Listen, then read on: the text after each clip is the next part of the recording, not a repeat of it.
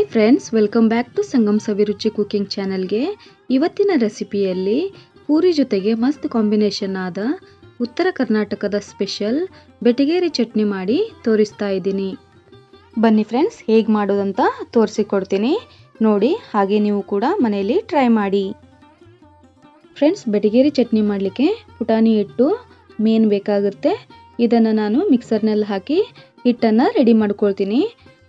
ಚಟ್ನಿ ಮಾಡಲಿಕ್ಕೆ ನಾನು 6 table spoon ನಾನಿಲ್ಲಿ ಪುಟಾಣಿ ಹಿಟ್ಟನ್ನು ತಗೊಂಡಿದ್ದೀನಿ.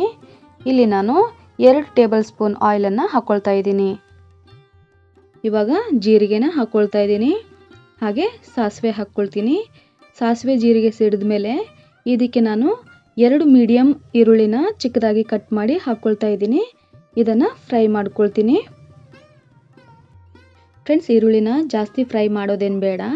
ಇದೇ ಟೈಮಲ್ಲಿ ನಾನು 5 ಹಸಿಮೆಣಸಿನಕಾಯಿನ ಚಿಕ್ಕದಾಗಿ ಕಟ್ ಮಾಡಿ ಹಾಕ್ಕೊಳ್ತಾ ಇದ್ದೀನಿ.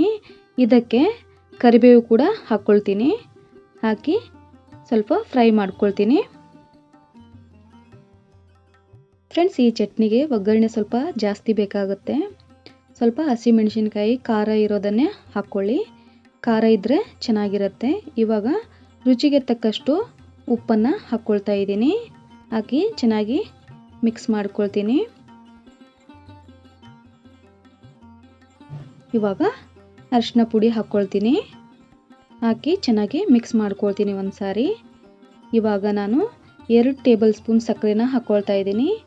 ಈ ಚಟ್ನಿ ಖಾರವಾಗಿ ಸಿಹಿಯಾಗಿ ಇರುತ್ತೆ. ಇದೇ ರೀತಿ ಮಾಡಬೇಕು. ಇಷ್ಟ ಆದರೆ ಸಾಕು ಫ್ರೆಂಡ್ಸ್. ಇವಾಗ ಗ್ಯಾಸನ್ನು ಆಫ್ ಮಾಡಿ ತಣ್ಣಗಾಗಲಿಕ್ಕೆ ಬಿಡಬೇಕು. ಫ್ರೆಂಡ್ಸ್, ಇಲ್ಲಿ ನಾನು 6 ಟೇಬಲ್ ಸ್ಪೂನು ಪುಟಾಣಿ ಹಿಟ್ಟನ್ನು ತಗೊಂಡಿದ್ದೀನಿ. ಇದನ್ನು ಒಂದು ಪಾತ್ರೆಗೆ ಹಾಕ್ಕೊಳ್ತೀನಿ. ಹಾಗೆ 1 ಕಪ್ಪು ಪುಟಾಣಿ ಹಿಟ್ಟು, ಹಾಗೆ 1 ಕಪ್ಪು ಮೊಸರನ್ನು ಹಾಕ್ಕೊಳ್ತಾ ಇದ್ದೀನಿ. ಫ್ರೆಂಡ್ಸ್, ಮೊಸರು ಹುಳಿ ಇರಬಾರ್ದು. ಹುಳಿ ಇದ್ದರೆ ಅಷ್ಟು ಟೇಸ್ಟಾಗಿ ಬರಲ್ಲ ಚಟ್ನಿ. ಹಾಗೆ ಅದೇ ಕಪ್ಪಿಂದ 2 ಕಪ್ಪು ನೀರನ್ನು ಸೇರಿಸ್ಕೊಳ್ತೀನಿ ಫ್ರೆಂಡ್ಸ್ ನಾನು. ಇವಾಗ ಚೆನ್ನಾಗಿ ಒಂದು ಗಂಟಿಲ್ದಂಗೆ ಚೆನ್ನಾಗಿ ಮಿಕ್ಸ್ ಮಾಡ್ಕೋಬೇಕು ಫ್ರೆಂಡ್ಸ್ ಇದನ್ನು. ಫ್ರೆಂಡ್ಸ್, ಈ ಚಟ್ನಿ ಮಾಡೋದು ತುಂಬ ಸುಲಭ, ಬೇಗನೂ ಆಗುತ್ತೆ, ತುಂಬ ಟೇಸ್ಟಿಯಾಗೂ ಇರುತ್ತೆ ಫ್ರೆಂಡ್ಸ್ ಇದು. ಇವಾಗ ಮಿಕ್ಸ್ ಮಾಡ್ಕೊಂಡಿದ್ದು ಆಗಿದೆ ನೋಡಿ.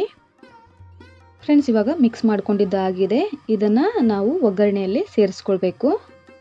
ಇವಾಗ ನೋಡಿ, ಒಗ್ಗರಣೆ ತಣ್ಣಗಾಗಿದೆ. ಇದಕ್ಕೆ ಸೇರಿಸ್ಕೊಳ್ಬೇಕು. ಇವಾಗ ಹಾಕಿದ್ದಾದ್ಮೇಲೆ ಒಂದು ಸಾರಿ ಚೆನ್ನಾಗಿ ಮಿಕ್ಸ್ ಮಾಡ್ಕೊಳ್ಬೇಕು. ಫ್ರೆಂಡ್ಸ್, ಮೊಸರನ್ನು ಬಳಸದೆ ಹುಣಸೆ ಹುಳಿ ರಸ ಹಾಕಿ ಕೂಡ ಮಾಡ್ಬೋದು. ಆಲ್ರೆಡಿ ವಿಡಿಯೋ ಪೋಸ್ಟ್ ಮಾಡಿದ್ದೀನಿ, ಲಿಂಕ್ ಡಿಸ್ಕ್ರಿಪ್ಷನ್ ಬಾಕ್ಸಲ್ಲಿದೆ, ಚೆಕ್ ಮಾಡಿ.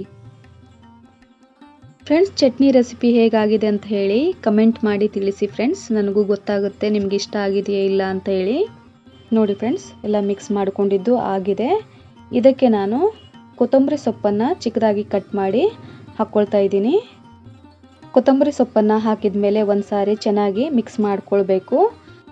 ಫ್ರೆಂಡ್ಸ್, ಬೆಟಗೇರಿ ಚಟ್ನಿ ರೆಸಿಪಿ ನಿಮಗೆ ಇಷ್ಟ ಆದರೆ ಒಂದು ಲೈಕ್ ಮಾಡೋದನ್ನು ಮರಿಬೇಡಿ ಫ್ರೆಂಡ್ಸ್.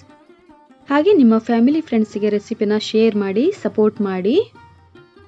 ನನ್ನ ಚಾನಲನ್ನು ಯಾರೆಲ್ಲ ಹೊಸದಾಗಿ ನೋಡ್ತಾ ಇದ್ದೀರಾ ಪ್ಲೀಸ್ ಸಬ್ಸ್ಕ್ರೈಬ್ ಮಾಡ್ಕೊಳ್ಳಿ. ಹಾಗೆ ಪಕ್ಕದಲ್ಲಿರುವ ಬೆಲ್ ಐಕಾನ್ ಪ್ರೆಸ್ ಮಾಡಿ ಆಲ್ ಅಂತ ಕ್ಲಿಕ್ ಮಾಡಿದ್ರೆ ನಾನು ಹಾಕುವಂಥ ಎಲ್ಲ ವಿಡಿಯೋ ನೋಟಿಫಿಕೇಷನ್ ನಿಮಗೆ ಮೊದಲು ಬರ್ತವೆ, ನೀವೇ ಮೊದಲು ನೋಡ್ಬೋದು.